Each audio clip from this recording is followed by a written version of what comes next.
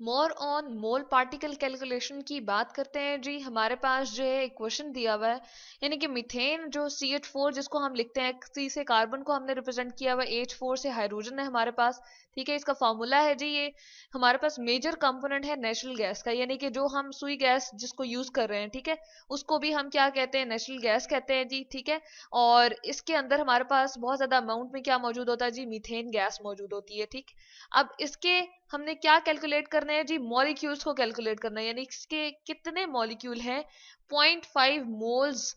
Of pure cylinder of methane अगर हमारे पास मौजूद हो, जिसमें 0.5 मोल्स का तो हमें पता है, यानी कि गिवन हमें क्वांटिटी क्या है, मोल्स ऑफ मीथेन हमें बता दी गई है। ठीक है, तो हम लिख सकते हैं यहाँ पर कि हमें मीथेन के मोल्स के बारे में तो इन्होंने इंफॉर्मेशन दे दी है, लेकिन अब इसके अंदर कितने मॉलिक्यूल्स हैं, ठीक है, वो हमें नहीं मालूम। तो हम लिख देते हैं जी यहाँ पर नंबर ऑफ मॉलिक्यूल्स, उसके लिए हम लिख देते हैं नंबर,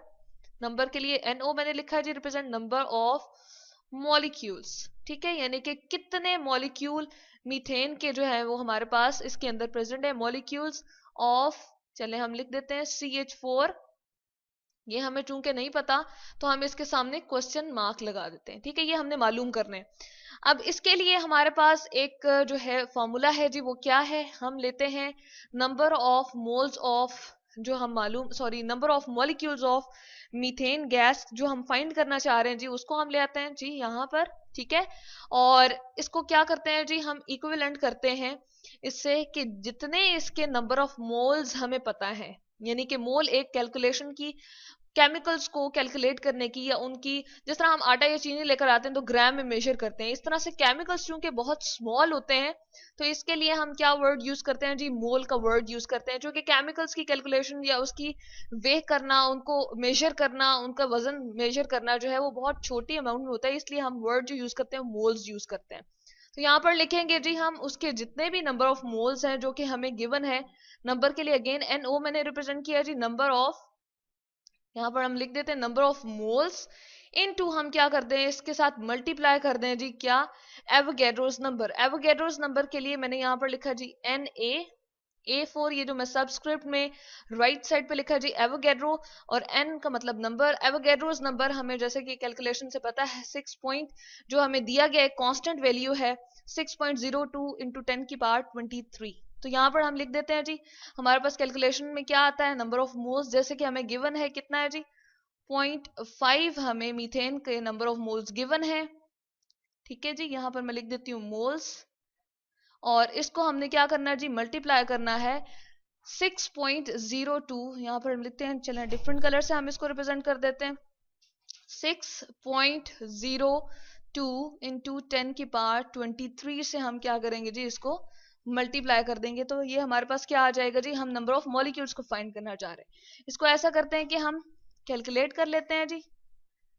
जब हम इसको कैलकुलेट करेंगे तो मैं फर्स्ट वाली ये इसको फाइंड कर रही हूँ, मल्टीप्लाई कर देती हूँ 0.5 इंटू, हमारे पास क्या है जी 6.022, चले हम इसको कर लेते हैं,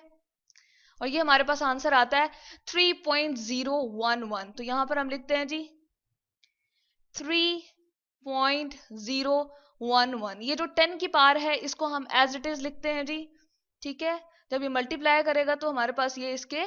एज इट इज आ जाएगा। तो ये हमारे पास क्या आ गया जी, नंबर ऑफ मॉलिक्यूल्स आ गए हैं, किसके आ गए जी, मीथेन के, जो कि हमारे पास किस में प्रेजेंट थे, 0.5 मोल्स में प्रेजेंट थे। तो यहां से हमने क्या मालूम कर लिया जी,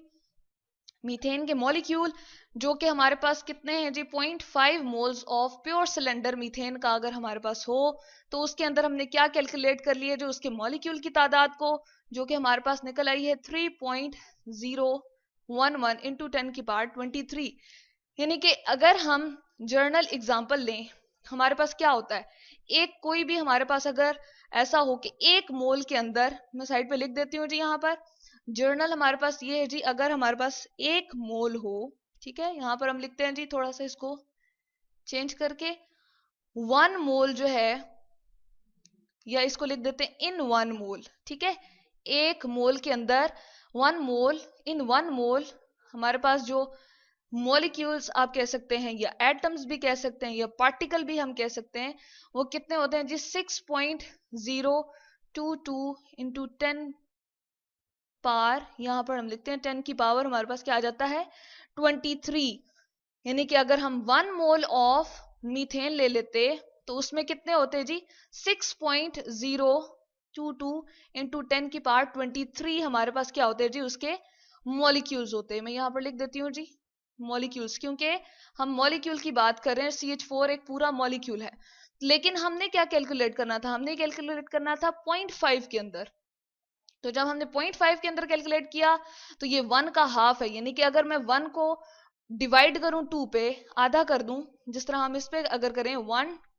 इसको साइड पे थोड़ा सा हम करते हैं जी, 1 डिवाइडेड बाय 2 करूं तो हमारे पास क्या आंसर आता है 0.5। जिस तरह हमारे पास इसको आधा करने से, यानी कि 1 मोल को हमने जब आधा किया तो 0.5 आंसर आया था, इसी तरह से जब हमने 6.022 इसके अंदर जितने भी मॉलिक्यूल्स थे उसको भी हमने आधा कर दिया, यानी कि हाफ हो गए हमारे पास नंबर ऑफ मॉलिक्यूल्स। 1 मोल के अंदर हमारे पास